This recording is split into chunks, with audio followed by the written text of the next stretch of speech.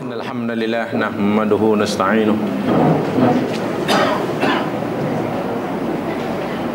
natubu ilaihi wa nastaghfiruh wa na'udzu billahi min shururi anfusina min sayyiati a'malina may yahdihillahu fala mudilla lahu wa may yudlil fala hadiya lahu.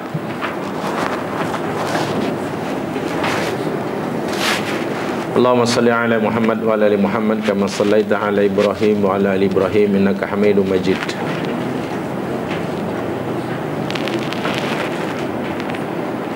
Qala Allah Ta'ala fil Qur'anil Azim wa huwa asdaqul qailin. A'udzu billahi minasy syaithanir rajim.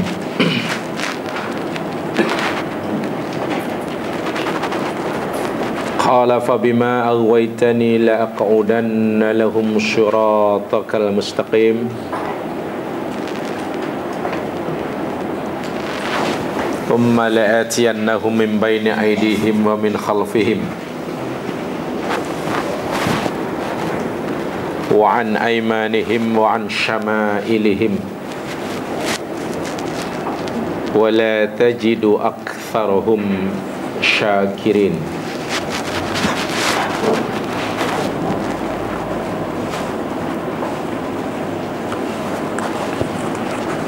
Surah Al-A'raf ayat yang ke-16 dan ke-17 yang bermaksud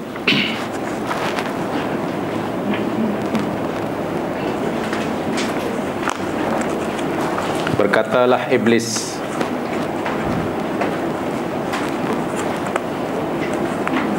maka dengan sebab engkau telah menyesatkan aku ya Allah, sungguh pasti aku akan duduk bagi menghalang mereka anak cucu Adam dari jalanmu yang lurus. Kemudian sungguh pasti aku akan datangi mereka dari hadapan mereka dan dari belakang mereka, dari sebelah kanan mereka, dari sebelah kiri mereka. Wala tajidu aktsarahum syakirin. Dan engkau tidak akan dapati kebanyakan mereka anak cucu Adam itu hamba-hamba yang bersyukur.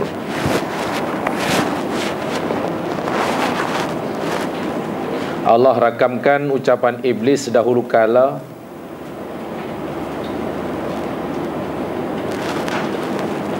sebelum ia dihalau oleh Allah daripada syurga. Iblis berkata, dirakamkan oleh Allah dalam firman-Nya, wala tajidu aktsarahum syakirin. Ya Allah, aku akan pastikan anak cucu Adam sesat, dan aku akan pastikan engkau ya Allah tidak akan dapati kebanyakan mereka bersyukur. Artinya iblis telah membuka satu hakikat penting yang diketahui oleh kita, yang diberitahukan olehnya kepada kita semenjak dahulu kala, yakni aktsarun nas, kebanyakan manusia, bukan ramai daripada manusia, kebanyakan, majority besar daripada manusia tidak bersyukur. Maksudnya sedikit sekali yang bersyukur, sebab kebanyakannya tidak bersyukur kepada Allah Subhanahu wa ta'ala. Sedangkan orang yang selamat dunia akhirat hanyalah orang yang bersyukur.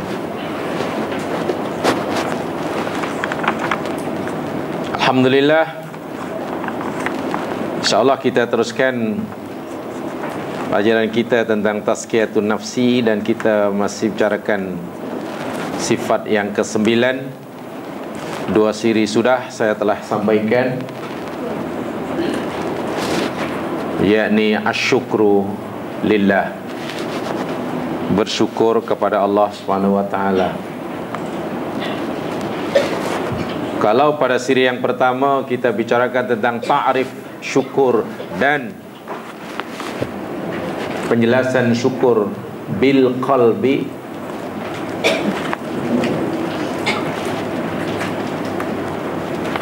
dalam siri yang kedua kita tumbuhkan penjelasannya pada asyukru bil lisani wa syukru bil amali. Dan juga telah kita jelaskan ayat Allah Subhanahu wa taala yang menceritakan kepada kita betapa dahsyat siksaan, bencana yang Allah akan timpakan pada mereka yang tidak mau bersyukur kepada Allah. Termasuklah tidak bersyukur bil amali, syukur dengan amal, yakni syukur dengan bekerja. Dinyata oleh Allah bagaimana negeri yang asalnya kaya raya, senang, mewah, tetapi kemudian karena sikap malas mereka, negeri yang asalnya berkecukupan diubah oleh Allah menjadi negeri kebuluran. Ramai yang mati kelaparan, kebuluran, sedangkan mereka tinggal di negeri yang hakikatnya subur. Bagaimana orang boleh mati kelaparan sedangkan ia tinggal di negeri yang subur, yang cukup curahan hujannya? Allah sendiri menyatakan kerana mereka kufur, yakni kufur atau tidak syukur bil amali, negeri Sabak. Itulah seorang mukmin bukan hanya wajib merasa bersalah bila tidak menisbahkan segala nikmat kepada pemberinya, karena itu tidak bersyukur dengan hati. Seorang mukmin juga wajib merasa bersalah jika tidak bersedia berkongsi nikmat dengan orang lain, karena itu bagaimana tidak syukur dengan lidah. Seorang mukmin juga wajib bersalah jika tidak melakukan apa-apa usaha dan upaya kerja sesuai dengan tujuan penganugerahan nikmat, karena itu bermakna tidak syukur dengan amal. I'malu ala Dawud syukran qalilun min ibadiyas syakur. Bekerjalah kamu wahai keluarga Daud, karena bekerja itu adalah salah satu daripada cara mensyukuri nikmat Allah. Dan mensyukuri nikmat Allah dengan bekerja itu sedikit sekali hambaku yang mau melakukannya. Bekerja kerana hendak mensyukuri Allah, bekerja sesuai dengan tujuan penganugerahan nikmat, sedikit sekali hambaku yang melakukannya, kata Allah. Dan juga ayat yang telah kita pelajari yang terakhir ini, sebab bagi saya ini yang terpenting sekali, sangat sesuai sekali dengan kehidupan masa kini. Allah contohkan bagaimana dimudahkannya lautan, diletakkannya di dalamnya pelbagai rezeki dan nikmat yang tidak terkira banyak dan nilainya. Ayat itu ditutup oleh Allah Subhanahu wa taala, la'allakum tashkurun, supaya kamu bersyukur. Artinya indahnya laut, banyaknya kekayaan yang Allah simpan dan letakkan di lautan untuk kamu. Seolah-olah Allah kata, janganlah kamu hanya pandang saja laut itu. Janganlah lautan itu, jangan hanya kamu nikmati keindahannya. Lakukanlah usaha, lakukanlah kerja untuk mendapatkan nikmat yang aku letakkan di sana. Buat penerokaan terhadap laut sehingga menghasilkan pelbagai rezeki. Itulah asyukru bil amal. Seolah-olah Allah berfirman, wahai anak Adam, bukankah aku telah tempatkan kamu di bumi yang subur, yang setiap benih kamu campakkan akan hidup, walaupun kamu tak sengaja mencampakkan. Bayangkan di negeri seperti Malaysia ini, tanahnya subur, campak benih walaupun tak sengaja, tumbuh besok.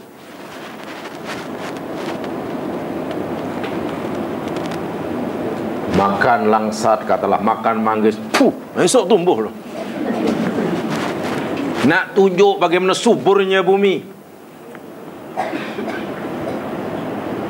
Sebab tanah sudah subur, penuh dengan bahan-bahan organik di dalamnya, tak perlu baja. Tersembuh, hujan terus turun.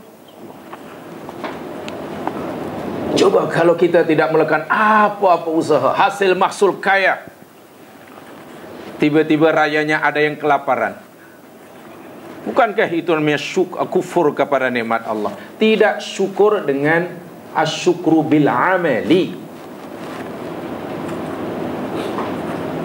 Kemudahan untuk belajar sangat luas.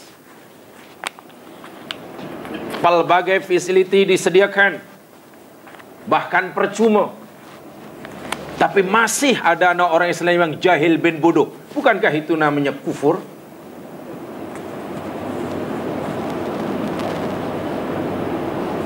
Apa manfaat, apa faedah rezeki yang kita perolehi dengan pelbagai nikmat, tapi kita tidak melakukan apa-apa usaha?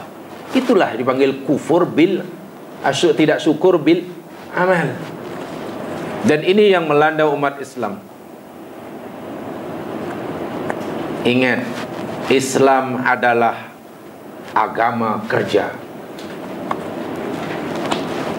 Islam adalah agama kerja.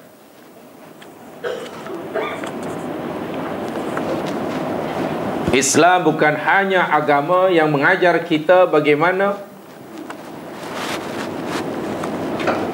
melakukan ibadah-ibadah ritual. Islam adalah agama kerja. Perhatikan ayatnya.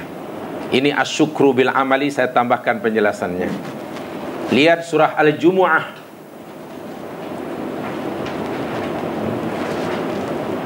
surah 62 ayat yang ke-9 dan 10.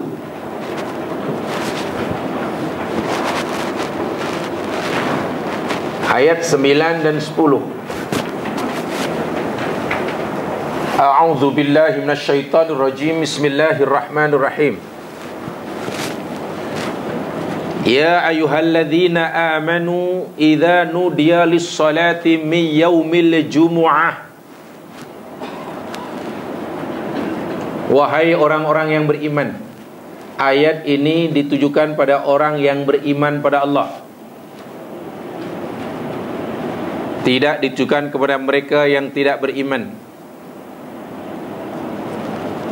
Hanya buat mereka yang beriman, sekecil, selemah apapun imannya, walaupun baru mengucap 2 kalimah syahadah. termasuk dalam khitab ayat ini.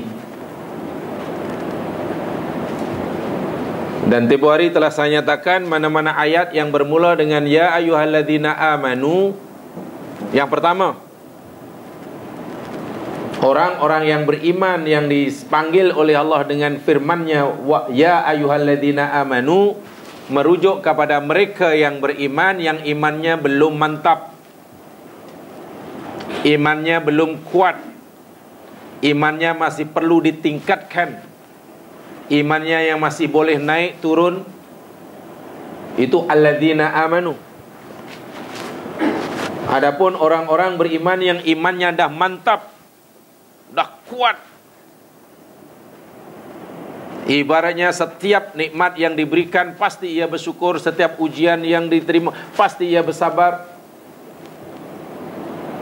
imannya sangat kuat. Diibaratkan jika sekiranya lah alam barzah ini dibukakan dan dia nampak alam barzah, dia pun tidak bertambah iman sebab sudah terlalu mantap. Orang-orang yang iman dah mantap ni Quran tak panggil ya ayyuhalladzina amanu. Quran panggil al-mu'minun. Faham ya? Dalam Quran ada kalimah al-mu'minun yang terjemahan Melayunya orang-orang yang beriman. Dalam Quran pun ada ya ayyuhalladzina amanu, yang Melayunya pun orang-orang yang beriman. Tengok bahasa Melayu sama saja, tapi tengok Qurannya berbeza. Sebab itu saya lebih percaya pada Qurannya daripada yang Melayunya. Minta maaf. Bila alladzina amanu, walaupun maknanya orang yang beriman, ia merujuk pada mereka yang beriman yang imannya belum mantap, masih perlu dimantapkan dengan melakukan suruhan. Berbeza dengan al-mu'minun. Qad aflahal mu'minun, qad aflahal mu'minun, ulaika humul mu'minun haqqan. Bila al-mu'minun dah mantap sungguhlah. Ya, karena ayat ni alladzina amanu maknanya ditujukan kepada orang yang beriman yang imannya belum mantap, masih perlu ditingkatkan. Iman cara meningkatkannya dengan melakukan perintah yang disebut selepas alladzina amanu, atau meninggalkan larangan yang disebut selepasnya. Sebab itu selepas alladzina amanu biasanya ada perintah yang mesti dibuat, ada larangan yang perlu ditinggal. Sehingga melakukan perintah yang disebut dan meninggalkan larangan yang disebutkan salah satu cara untuk meningkatkan. Dan saya yakin ya ayyuhalladzina amanu ayat 9 ini tidak ditujukan kepada jamaah sekalian. Sebab jamaah bukan alladzina amanu, jamaah al-mu'minun.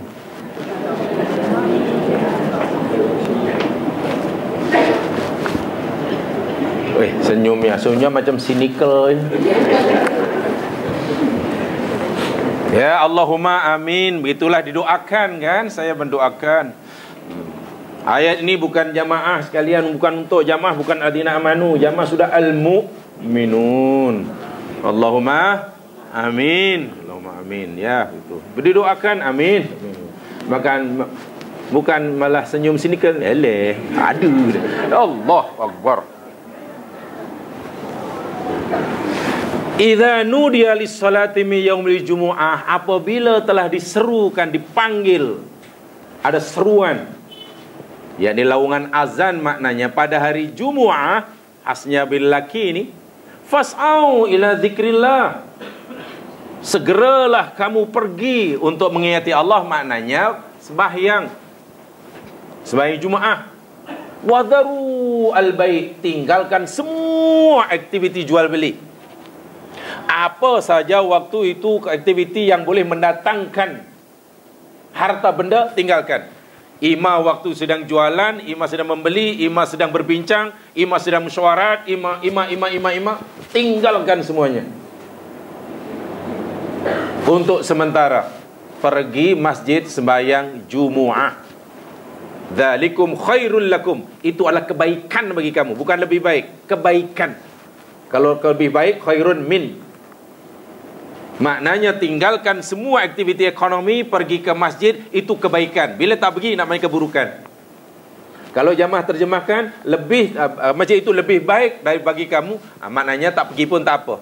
Tak pergi baik, pergi lebih baik. Ini bukan lebih baik, kebaikan bagi kamu jika kamu mengetahui. Fa idza qudiyatis salat, bila telah usai dilaksanakan solat, solat habis, Jum'ah sudah didengarnya, solat sudah ditunaikannya, apakah kita suruh duduk lama-lama, suruh duduk lama-lama dalam masjid? Tidak. Fantasiru fil ard, fantasiru, bertebaran semula kamu di muka bumi. Pergi sana, pergi sana, pergi sana, pergi sini. Untuk apa? Wabtagu min fadlillah, cari sebagian kurnia Allah. Sambung perniagaan kamu, yang berniaga sambung perniaganya, yang ada kedai sambung buka kedainya, yang pergi office ada office pergi office-nya, yang sambung.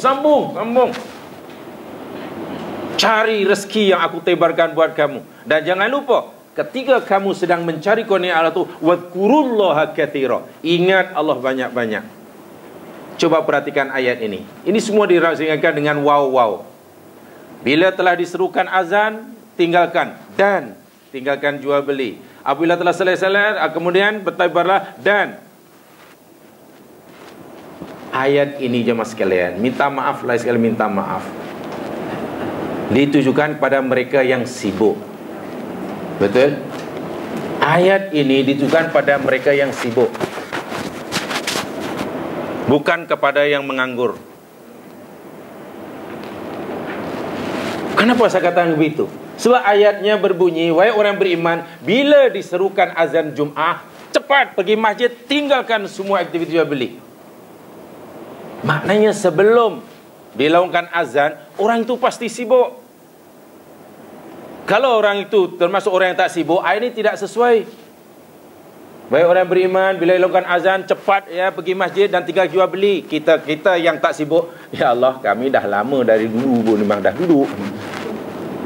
Ini itu kan pada orang sibuk. Mana sibuk kerja asalnya, mencari rezeki Allah, dipanggil asyukru bil amali.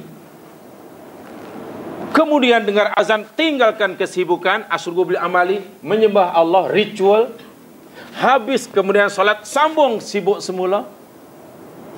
Sementara dia sedang mencari rezeki tadi, ingat Allah banyak-banyak. Coba, mana yang lebih penting di antara dua ini? Bekerja, kemudian solat, bekerja, kemudian zikir. Allah tidak membezakannya. Dan itulah mukmin sejati. Kalau itu mukmin sejati bukan solat dan zikir sahaja. Mukmin sejati bukan hanya baik dan ibtigha'i mardatil ibtigha'i fadlillah sahaja. Dua-dua sekali itu. Gini. Sampai bila ya kita hidup seperti itu? Ya, hingga qalu.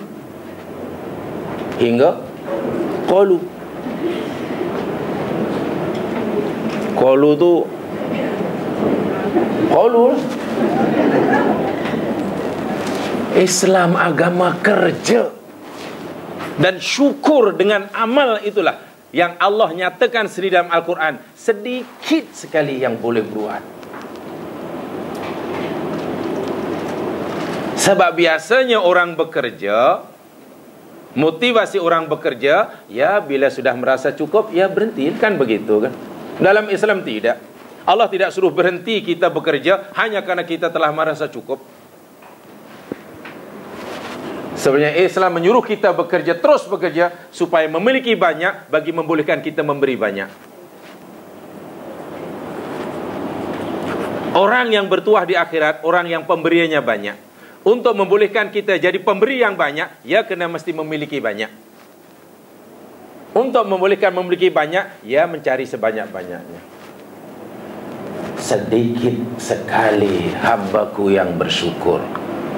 Iblis laknatullah alaih telah mendedahkan perkara ini, hakikat ini. Entah berapa lama, ribuan tahun dahulu entah. Sebab apa namanya? Ketika ia masih di surga dahulu. Di surga dahulu. Jadi di hatu hakikat. Dan iblis tidak bercakap sombong. Iblis bersumpah aku akan pastikan anak cucu Adam ini, ya Allah, kebanyakan mereka tidak bersyukur. Aktsar itu kebanyakan, bukan ramai.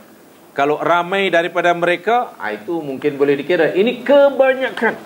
Tak tahu berapa peratusnya. Qalil min wala tajidu aktsarahum syakirin. Itu ungkapan iblis yang Allah nyatakan dalam Al-Quran. Allah itu pula, Allah juga berfirman, qalilum min ibadiyas syakur. Masya Allah. Rupa yang bersyukur nikmat Allah subhanahu wa ta'ala bukan perkara yang mudah. Bukan perkara yang mudah. Rasulullah sallallahu alaihi wasallam sendiri dalam hadis yang diriwayatkan oleh Imam Bukhari dan Imam Muslim,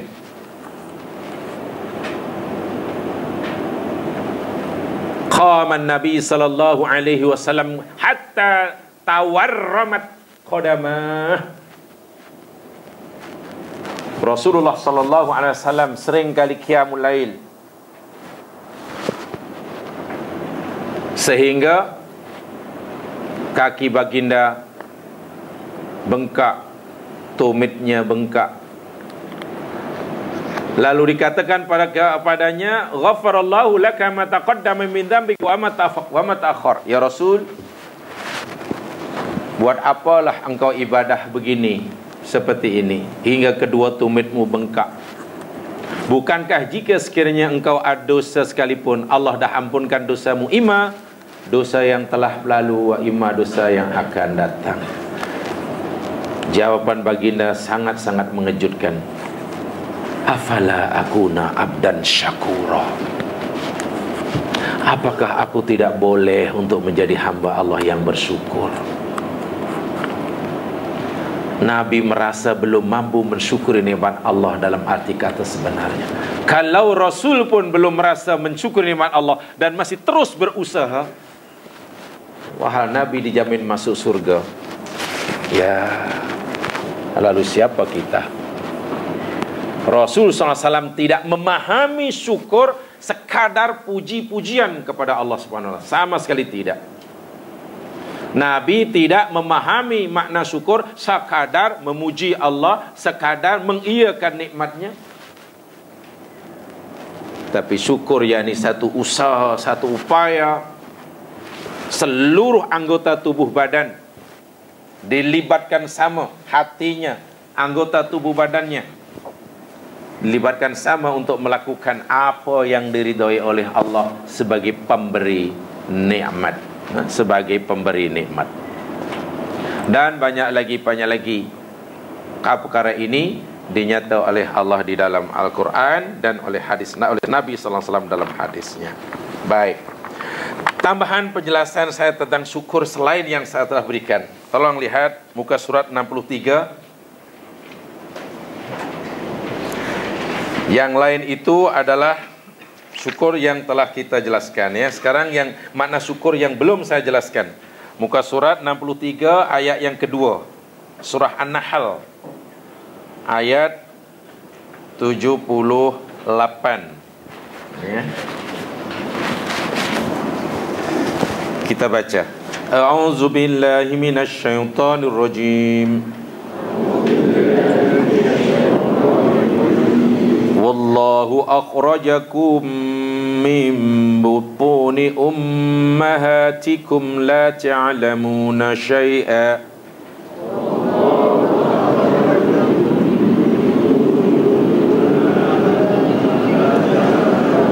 waja'ala lakumus sam'a wal absara wal af'idah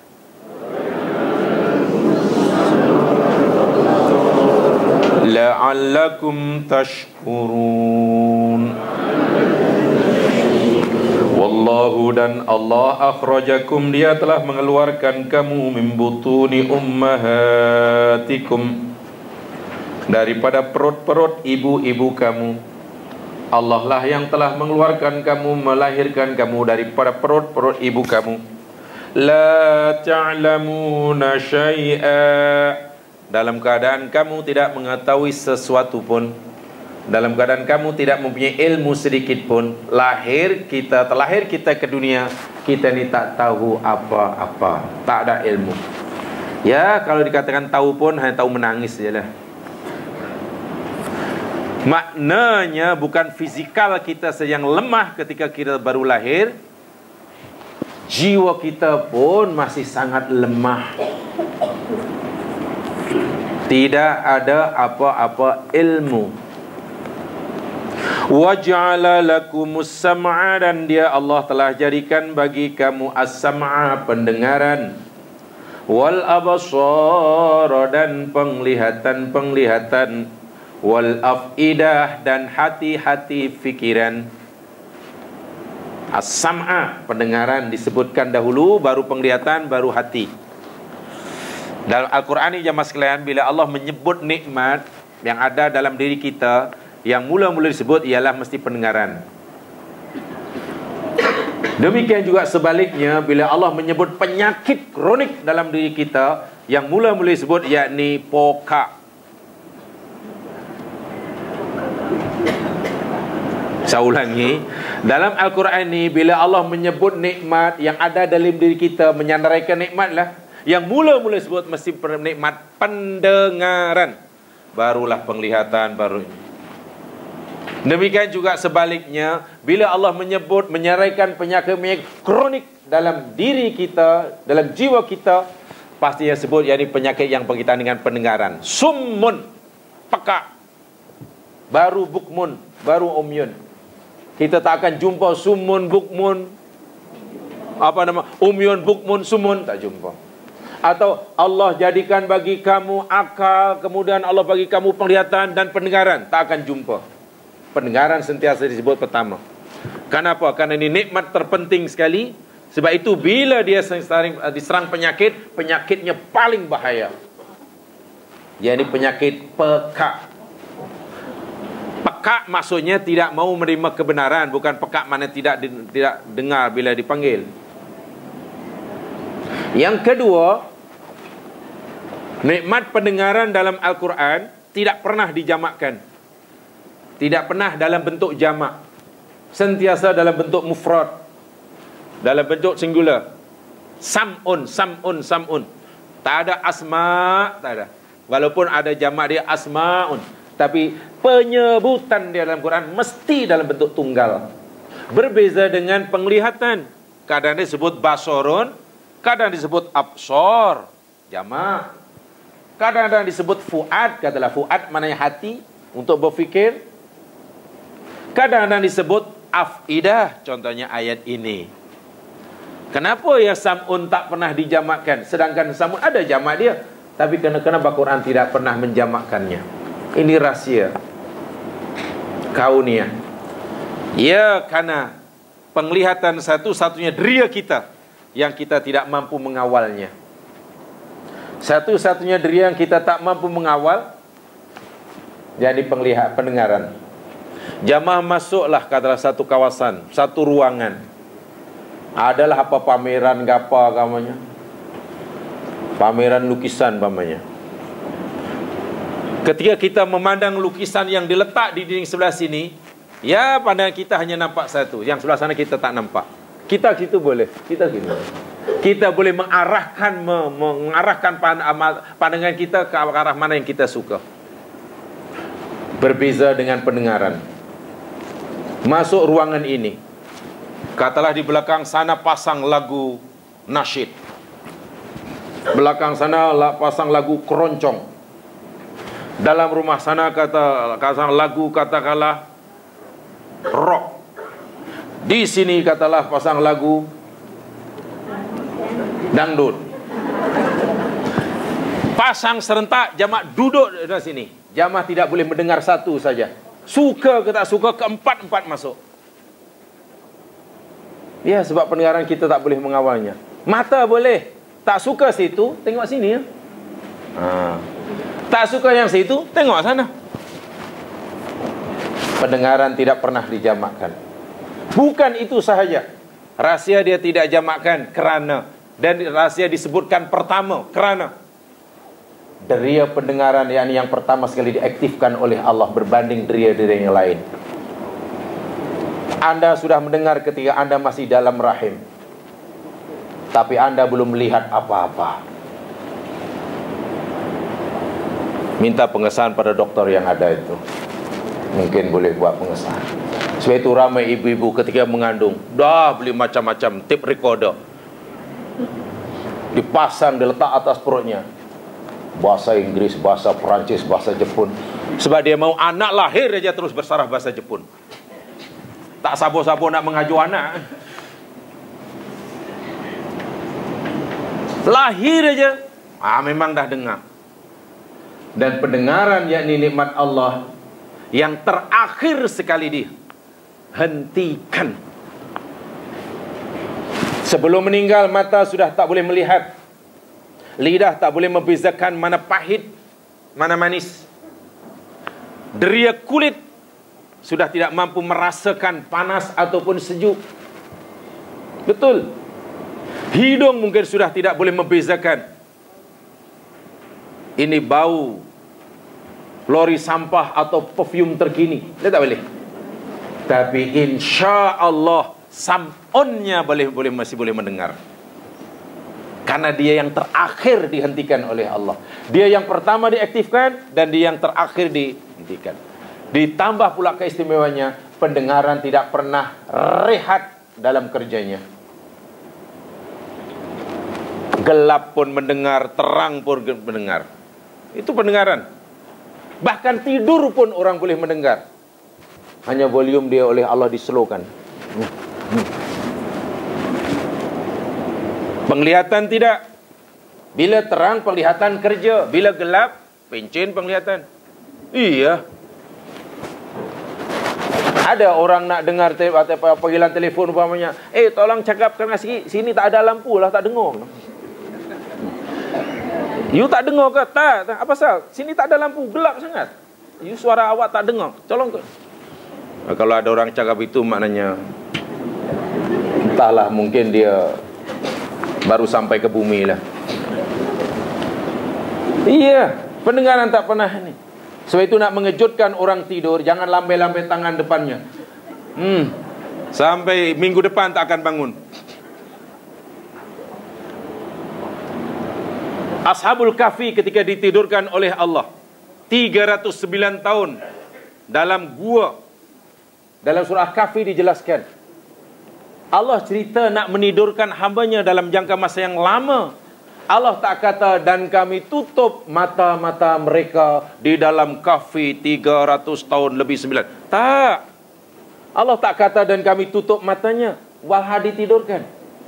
Sebelumnya Allah berfirman, wa darabna ala adhanihim. Pelik sungguh bunyi dia. Kami tutup telinga mereka dalam kahfi. Pelik tak pelik? Allah nak menidurkan hambanya, Allah cerita nak menidurkan hambanya, tapi Allah kata, aku tutup telinganya. Sepatutnya bila nak tidurkan, aku tutuplah mata dia. Ya, sebab untuk membolehkan orang tidur lama nyenyak tidak terganggu, pendengaran mesti dipencinkan untuk sementara. Ingat, pendengaran disebut lama. Ayat ini lahir tak tahu apa-apa. Kemudian Allah ciptakan pendengaran, penglihatan dan hati sehingga boleh berfikir, boleh membezakan. Tujuannya Allah ciptakan 3 nikmat ni la'allakum tashkurun. Apa agak yang dimasukkan tashkurun di sini? Ini cerita syukur. Apa dimasukkan syukur di sini? Agak-agak. Daripada 3 makna syukur yang kita telah pelajari itu. Asyukru bil qalbi, asyukru bil lisani dan asyukru bil amali. Ada 3 ini mana agamanya. Masuk. Bila amali. Masuk amali macam mana budak itu menggunakan nikmat sam'un. Bayi ini.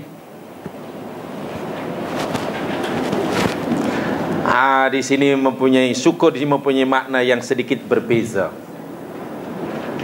Ingat, syukur yakni syakara, shin kafra, shin kafra. Dua dia. Ia lawan kepada kafara, kufur. Syukur lawannya kufur. Syakara, antonim dengan kafara. Kalau kafara itu maknanya menimbus, kafara maknanya menutup.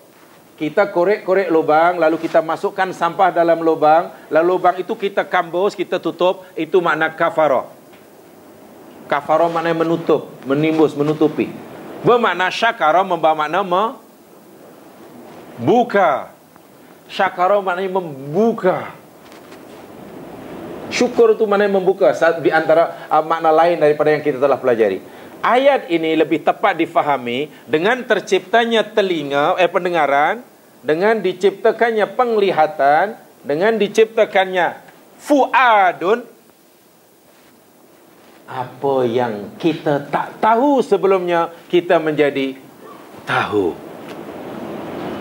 Alam tiba-tiba menjadi kita fahami dengan baik. Oh iyalah, ini suara. Oh ini suara mak. Oh ini suara ayah. Oh ini suara itik. Oh suara. Oh itu rumah. Oh itu makanan. Oh itu mainan. Oh, benda yang asalnya tertutup daripada kita, maklum baru lahir apa yang tahu. Tadi Allah nyatakan, anda lahir la ta'lamuna syai'a. Kamu tak tahu apa-apa. Dunia seolah-olah sama je dalam pandangan kita waktu kita lahir. Dunia adalah benda yang gaib bagi kita masa itu.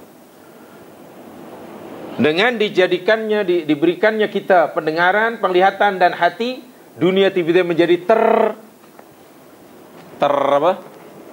terbuka. Sebab syukur itu mana terbuka. Sehingga kita faham ini, faham itu, faham ini, faham.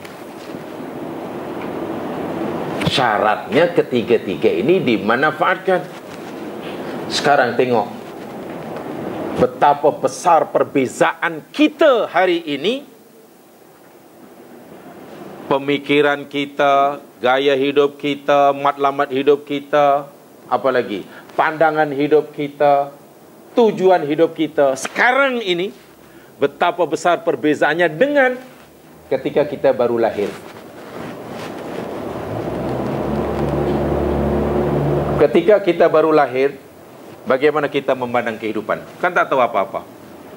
Kalau ditanya, apa nak matlamat hidup kamu nak? Nanti bila kamu besar agak-agak, kamu nak jadi apa tu nak? Tak tahu apa-apa. Kamu tahu nak, bila kamu taat tu masuk surga, dan bila dah akan masuk neraka? Tak tahu apa-apa. Sekarang bandingkan. Kita benar-benar menjadi makhluk seolah makhluk lain daripada ketika kita baru lahir. Ini karena tiga tadi. Sekarang bayangkan, bila orang memanfaatkan ketiga-tiga ini, benda yang asalnya tertutup menjadi terbuka. Benda yang saya tak tahu menjadi tahu. Benda yang asalnya ragu menjadi yakin. Benda yang asalnya kita tak yakin menjadi tambah yakin. Sahabat-sahabat Nabi termasuk yang dijamin masuk surga jemaah sekalian, masa baru lahir pun macam kita juga. Tak tahu apa-apa. Tak tahu apa-apa masa lahir. Tapi karena dengan tiga nikmat tadi, mereka membuka, semakin terbuka, semakin terbuka, semakin terbuka. Tak tahu apa yang dalam fikiran Umar bin Al-Khattab ketika ia menjadi kafir, ketika ia masih kafir. Tak tahu apa yang dia fikirkan tentang anak perempuan. Apa pandangan dia tentang anak perempuan? Apa pandangan dia tentang harta? Apa pandangan dia tentang hidup? Jamaah boleh baca sejarahnya. Bayangkan seolah-olah kita bertanya pada Umar ketika Umar masih kafir. Wahai Tuan Umar, apa pandangan kamu tentang anak perempuan ini? Apa agak jawaban Umar? Anak perempuan ni hanya menyusahkan hidup. Makan banyak, kerja tak kuat. Memalukan dia. Jadi apa pandangan kalau kita tak payah fikir panjang, bunuh saja. Betulkah kita suruh memandang anak perempuan seperti itu? Kan tidak kan? Ya, waktu itu pernah Umar masih tertutup. Setelah menerima Islam, pendengarannya terbuka, matanya terbuka, hatinya terbuka. Terbuka itu namanya syukur. Dan dia berusaha untuk membuka. Setelah jadi mukmin, tanya dia, wahai Khalifah Umar, apa pandangan Amin tentang anak perempuan? Wah, tak tahulah. Ya, Islam sangat memuliakan mereka. Kalau kita ingin masuk surga, mesti kita muliakan mereka. Umar melihatnya sudah berbeza. Apa yang dahulu dilihat seperti itu, sekarang dilihat seperti ini, itulah namanya syukur. Terbuka. Hebat sungguh nih nikmat ini. Jadi jika dengan pendengaran, dengan penglihatan, dengan fuad, kehidupan kita, cara kita melihat dunia dan isinya tidak berubah sebagaimana dahulu kita masih kanak-kanak, ya, mana kita tidak termasuk orang yang bersyukur terhadap tiga deria ini. Sebab syukur maknanya Anda faham ayat ini, saya tidak faham. Anda ada pendengaran? Ada penglihatan? Ada. Anda mungkin ada hati untuk berfikir? Ada. Kalau itu gunakan tiga ini. Ya, saya gunakan. Setelah 1 bulan ditanya, awak membaca apa? Oh, saya sedang membaca ayatnya. Bukankah ini yang Anda baca bulan lepas? Ya, betul. Sekarang apa pandangan Anda terhadap Anda? Wah, sekarang saya sudah faham sungguh nih. Bulan lepas saya tak faham, sekarang saya iya rupanya ini. Anda bersyukur. Dahulu tertutup, sekarang terbuka. Dan ini luar biasa. Makin kita manfaatkan, jangankan hanya benda yang kecil, alam dan isinya pun boleh didedahkan, boleh difahami. Jangankah alam yang nampak, alam yang gaib pun boleh dipercaya dengan seyakin-yakinnya. Itu makna tashkurun. Syukur tu itu. Tak tahu jadi tahu, tak tahu jadi tahu, tak ngerti jadi tadi. Yang ragu jadi yakin. Sebab syakaro maknanya terbuka. Syakaro buka lawannya kafaro. Nah, ini makna syukur yang lain daripada yang saya sampaikan 2 siri yang lepas.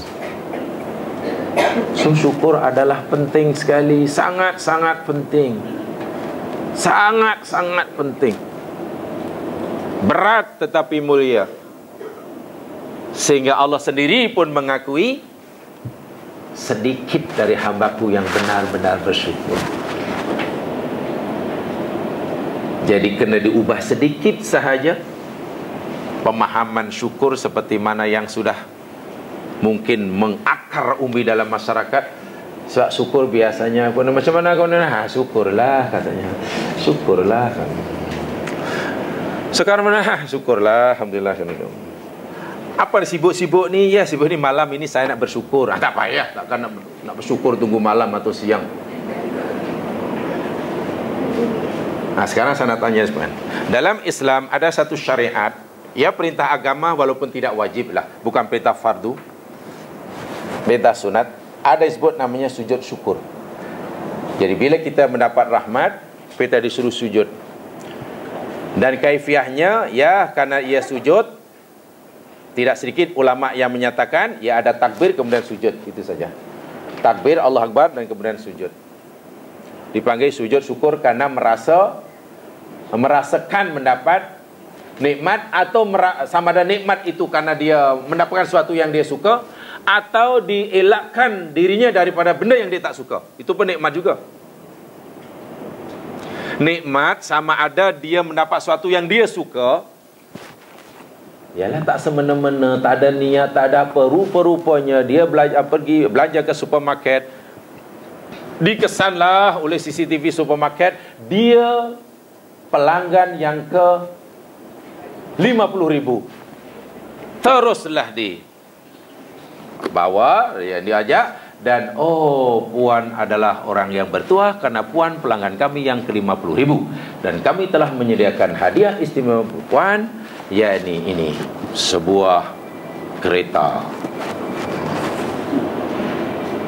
Wah, tak termimpi pun dapat kita. Bawa balik ialah itu. Halal 100%. Dapat. Atau syukur kerana merasa terlepas daripada perkara yang dia tak suka. Ada kereta terbabas, lori terbabas, kita terselamat, terelak daripadanya. Atau langgar kereta kita, kereta hancur, tapi kita selamat. pun nikmat juga namanya. Walaupun kehilangan kereta, itu namanya nikmat. Jadi kita pun suruh sujud syukur. Sujud syukur bukan kerana kereta hilang. Kenapa awak sujud syukur? Bukan kereta awak tu tak masuk dalam gaung. Yalah, saya syukur bukan mensyukuri kereta tu hancur. Syukur kerana kita selamat. Allahu Akbar, kemudian sujud. Baik, sujud syukur seperti ini termasuk yang mana? Syukur bil qalbi, syukur bil lisani, syukur bil amali. Mana ini? Syukur bil qalbi, syukur bil amali, syukur bil lisani. Ada 3. Ya. Takkan seramai ini hanya perlu jawab 3 kali aja mesti betul. Saya perlu 3 orang saja dan masing-masing jawab sekali dengan jawapan yang berbeza. Pasti betul. Yang lain boleh diam. Hanya perlu. Takkan beratus macam ini. Hanya perlu 3 orang jawab masing-masing sekali dan jawabannya berbeza. Pasti betul. Yang seorang jawab asyukru bil qalbi, yang seorang asyukru bil lisani, yang ketiga menjawab asyukru bil. Pasti betul. Yang lain diam. Syukur apa ya kalau sujud syukur? Dapat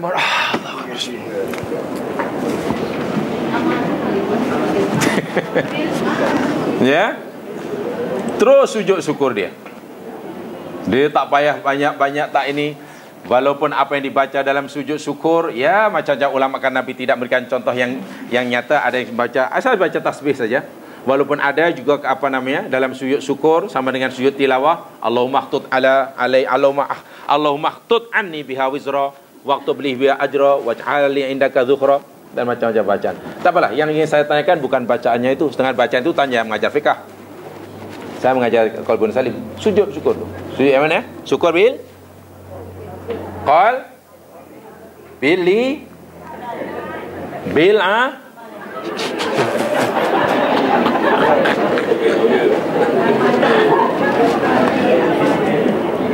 atau beginilah, lebih kepada yang mana gitu aja daripada bingung-bingung. Mesti ada lebih ke mana? Lebih ke bilisani ke? Lebih ke bi qalbi ke? Lebih ke bil amali? Sujud syukur. Allahu Akbar. Ya. Bil qalbi. Itu baru sujud, baru syukur bil qalbi itu. Jadi bil qalbi ini bukan maknanya dalam hati diam. Syukur ni, syukur ni.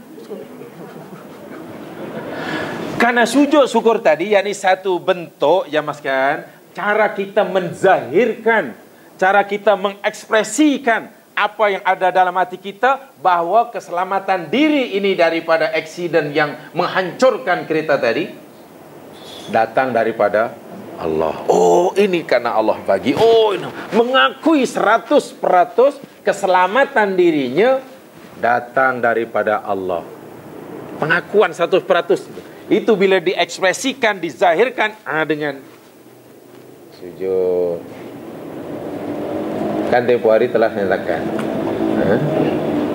Tuh. Adapun tempoh hari dah saya bagi contoh. Kalau kita belanja kawan, namanya syukur bil. Belanja kawan. Awak order lah apa-apalah, nanti belanja lah. Bil lisani. Bil lisani. Habis kalau ada orang katalah belajar masak, setelah pandai masak, pandai teori masak, kemudian dia masak banyak-banyak, sedap-sedap. Kan? Sedap-sedap, lepas itu dijual pun laris. Dapat itu, dapat ini, dapat itu, dapat ini. Itu namanya syukur bil amali. Tapi jika orang itu belajar masak-masak hingga dapat diploma masak, kan? Tapi tak pernah dipraktikan, setiap kali nak makan pun beli, itu namanya kufur. Buat apa belajar masak kalau nak masak kita tak nak makan pun beli? Kufur. Ingat, jadi kufur bukan sekadar sembah patung saja mas sekalian. Allah akan tanya, kan kamu minta ilmu macam mana nak masak sedap, dan aku dah bagi, kata Allah. Ilmu itu aku bagi. Sekarang aku dah bagi kamu kemahiran. I'malu. Gunakanlah ilmu itu untuk menghasilkan barangan, untuk masukkan manfaat. Udahlah, saya tak apalah. Saya suka beli je lah. Pandai masak, suka beli aja. Dah lah dia kata suka beli, tak nak masak, lepas tu komplain. Pakai itu tak sedap lah masak dia. Dah lah tak sedap, mahal. Esok beli lagi. Dah. Ya masak sendiri lah. Itu sebabnya syukur bil amal ini sedikit sekali yang mampu buat, kata Allah. Sikit. Walhal Masya Allah ganjarannya jamaah sekalian.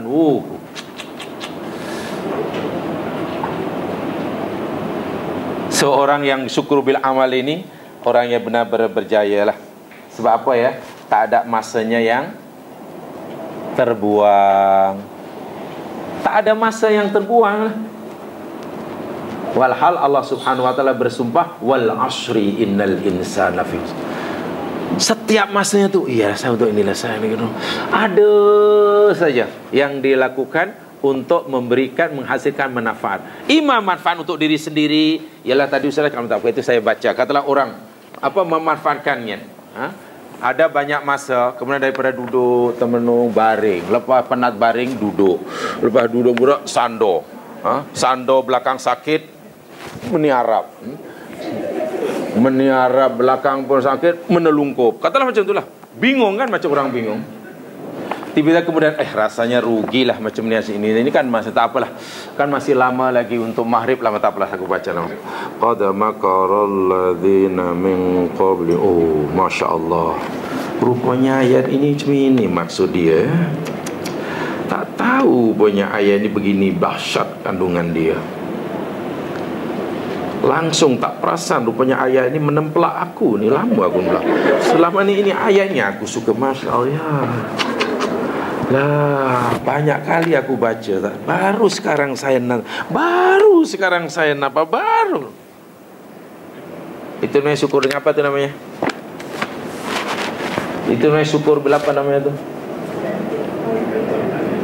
Bil qalbi. Selama ini saya tak tahu ayat ni. Saya kena baca, tahu rupanya saya. Tahu rupanya saya. Sebenarnya saya tak tahu ni. Tahu namanya. Syukur apa tu namanya? Bil qalbi, bil lisani, bila ini syukur yang baru saya jelaskan, yang terakhir tadi surah An-Nahl ni. Dan itu syukur, masya Allah jamaah sekalian, nikmat yang Allah akan berikan. La in syakartum la azidannakum tu ini lah. Anda ingin bertambah, Anda maukan aku awak maukan aku bagi tambah nikmat kamu? Allah kata, kita akan, ya Allah, kami nak engkau tambah nikmatmu kepada aku. Kalaulah engkau mau aku tambah nikmatku padamu, kata Allah, syakartum, syukurlah. Ima syukur dengan 3 jenisnya, atau syukur ini. Kan aku dah bagi kamu sam'un, absarun. Coba kamu, apa yang kamu belum tahu, berusahalah untuk tahu. Apa yang kamu belum faham, berusahalah untuk faham. Apa yang selama ini kamu masih blur, ya dibuang blurnya. Kalau dahulu kita tak tahu, sekarang kita tak tahu, ya namanya Anda tidak syukur. Minta maaf, saya akan menggunakan bahasa yang agak radikal sikit, keras sikit. Sebab kaitannya dengan pendengaran ini kena keras. Kalau kaitannya dengan perasaan, kena lembut-lembut. Ini cerita tentang pendengaran. Kan pendengaran, penyakit pendengaran Allah sebutkan keras, pokak. Terah tu. Pokak. Minta maaf sekali, minta maaf. Katakanlah umur kita dulu pernah kita berumur 17 tahun. Dahulu. Saya yakin semua kita pernah berumur 17 tahun. Setiap kita pernah berumur 18 tahun. Semua kita yang hadir ini pernah berumur 19 tahun. Atau mungkin ada yang masih sedang 19 tahun. Nampaknya semua masih 19. Masa 19 tahun, katakanlah minta maaf kita baca Quran, ya hanya baca fatabassama dhahikan min qawliha wa qala rabbi auzi'ni an ashkura ni'mataka allati an'amta 'alai. Baca. Tentang Quran kita hanya tahu baca. Dan baru khatam. Baca, khatam. Makhraj. Katalah ketika umur kita 19 tahun. Pengetahuan kita tentang Quran hanya setakat tahu baca. Makhraj, idgham, gunnah, dengung, betul katalah itu. Sekarang katalah umur kita 19 terbalik. Saya juga terus terang, sebab ini termasuk diri saya. Jika umur kita dah 19 terbalik, pengetahuan kita tentang Al-Quran masih sama dengan ketika umur kita baru 19, kita termasuk orang yang tidak bersyukur. Syukur maknanya buka, takkan jarak antara 19 hingga 19 terbalik. Apa yang kalau dahulu kamu tak nampak, Allah kata tak apalah, kamu tak nampak kan baru 19. Sekarang aku bagi masa hingga 19 tadi tak macam mana angka tu bertukar. Yang satu duduk jadi makmum, yang 9 jadi imam. Wih, proses tu makan masa yang lama tu untuk melayakkan makmum jadi imam tu. Kalaulah pengetahuan kita tentang Al-Quran masih sama dengan ketika, wow, lalu macam mana kita nak meletakkan ayat yang ke-78 dari surah 16 ni? Sedangkan tujuan tashkurun meter. Wah.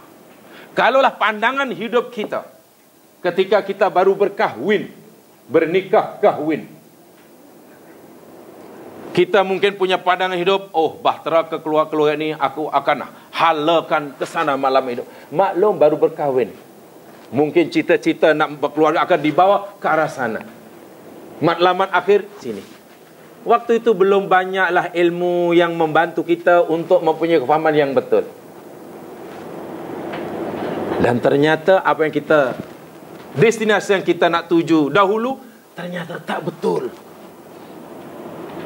Kalaulah selepas kita berumah tangga sekian tahun, kita masih juga seperti itulah, nak membawa keluarga, kita termasuk orang yang tidak atau belum bersyukur. Syukur itu terbuka. Daripada tertutup jadi terbuka. Daripada tak faham jadi faham. Daripada tak nampak menjadi nampak. Sebab syakara maknanya buka. Dulu saya tak tahu di rumah ni, dalam rumah tu tak apalah. Dulu tak tahu. Bila tu awak masuk tak tahu? Lebih kurang adalah 20 tahun dahulu sama masuk ni, tak tahu apa yang dalam rumah ni. Awak berapa lama duduk ke situ? Dah 20 tahun. Sekarang awak dah tahu apa yang dalam rumah? Tak tahu. Macam mana? Baru masuk, tak tahu tak apalah. Dah 20 tahun duduk di situ masih, tak tahu. You tak ada keinginan untuk tahu sesekali? Tak ada.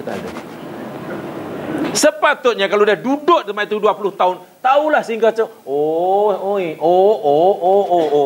rumah ini rupanya ini sekian bilik dia. Oh, rumah dia ini rupanya. Oh, di ruang. Barulah tashkurun. Masya Allah, tashkurun membuat orang berubah sama sekali. Boleh jadi siang jadi malam. Daripada tak tahu menjadi tahu. Daripada lemah menjadi kuat. Itu syukur yang berat, ya, yang berat sekali, tapi mulia. Sebab Allah menyatakan la'allakum tashkurun. Kalau kita berikan cemana supaya kamu bersyukur dengan hati. Macam mana bersyukur dengan hati? Allah baru cipta kita baru lahir. Budak baru lahir macam mana syukur dengan hati? Bayi baru lahir macam mana syukur dengan lidah? Takkan baby baru lahir supaya kamu bersyukur lalu budak lahir saja terus alhamdulillah. Lari sangat mak dia. Baby baru lahir bukannya menangis tapi alhamdulillah. Lari mak dia. Kan? Rupanya sikit selama 1 bulan mulai, selama mata sudah mulai buka, sudah gelak-gelak, sudah mulai fahamlah. Kita lambai-lambai sudah mulai nampak. Kita panggil sudah mulai ini. 1 tahun sudah mulai nampaklah. Oh, dah kenal ini mak dia, ini abang dia. Bila dah berjalan, oh ini tahu. Sebelum dia tak tahu, tak boleh beza. Ini api yang panas atau ini mainan, tapi tak tahu beza. Tak boleh bezakan. Ini racun ke, ini minuman, tak tahu. Lama makin faham makin. Itu tashkurun. Sama ada taskurunya masih kepada baby, yakni ikut fitrahnya. Dan bila dah besar itu tak ikut fitrah lah, kita kena sendiri yang membuka. Apa yang tertutup, buka. So, satu, syukur menggalakkan orang maju ke hadapan. Sebab apa yang asalnya tertutup, dia jadi terbuka. Dan yang membuka itu kita sendiri. Kita sendiri. Syukur adalah, kalimat syukur sendiri memberi motivasi yang sangat dahsyat bila kita fahami. Orang jahil boleh jadi pandai, orang mundur boleh jadi maju, orang miskin boleh jadi kaya, orang lemah boleh jadi kuat dengan motivasi syukur sarana difahami dengan betul. Tapi kalau syukur hanya diartikan malam Jumat, kumpul ramai-ramai orang yang berkain palikat, dan mesti daripada balik dari surau, dan mesti ada hidangan tertentu, kuih-muih tertentu, ada kuih sunat, ada kuih wajib. Ada kuih wajibnya dikata apam.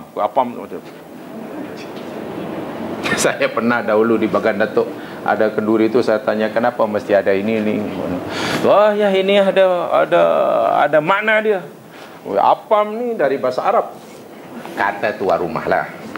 Apam ni bahasa Arab. Bahasa Melayu apam, bahasa Arabnya afwan. Afwan tu minta maaf. Ya, di kenduri bila tak ada kuih apam tu tak sah. So apam tu sangat simbolik. Maknanya tuan rumah minta maaf kepada yang dijemput. Jadi orang-orang dahulu ni afwan tu pilihan Arab.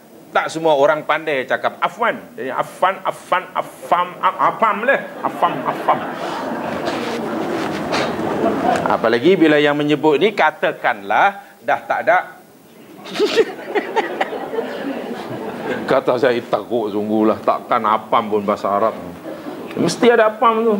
Dan apam tu ada setengah masyarakat kawasan tu hanya keluar masa kenduri je. Dia bukan makanan kuih muih harian. Dia keluarnya masih kenduri je. Kalau tak kenduri tak keluar apam. Dia tak perlu begitulah. Konsep kenduri tak harus difahami begitulah. Maksudnya konsep syukur tidak harus begitulah. Ya, kanak-kanak syukur, bayangkan syukur dalam arti yang ketiga ini. Mana ada orang bodoh kalau syukur ini difahami betul? Kalaulah syukur ini dijadikan motivasi yang terdahsyat, sebenarnya Al-Quran memberikan motivasi yang paling dahsyat sekali. Umar yang hatinya keras membatu pun jadi cair hatinya dan ahli surga. Adakah Umar berubah gaya hidup dan nasibnya di akhir ini karena Umar pernah mendengar sama camp ke? Tak ada kan? Umar tak pernah dapat motivasi daripada barat, tak ada. Dia hanya macam ini rupanya hidup ya. Quran adalah motivasi yang terdahsyat sekali. Ya, hanya terserah kita mampu menunjukkannya atau tidak, itu saja. Kalau kita mungkin masih percaya kepada motivasi yang lain, ya silakanlah, silakan. Itu yang mas sekalian, taman saya tentang syukur. Sebab ayat yang lain tu sebenarnya saya dah jelaskan, hanya belum dibaca, itu jelas. Jadi mohon dibaca sendiri ayatnya. Saya menjelaskan penjelasannya, sampaikan penjelasannya. Mudah-mudahan menambahkan pengetahuan bagi saya menyampaikan. Alhamdulillah kalau dapat dikongsi bersama, ya, yang benar daripada Allah yang telah kami sendiri. Dan kita begitu, insyaAllah kita sambung pada masa depan. Dan untuk sementara lihat, wallahu a'lam.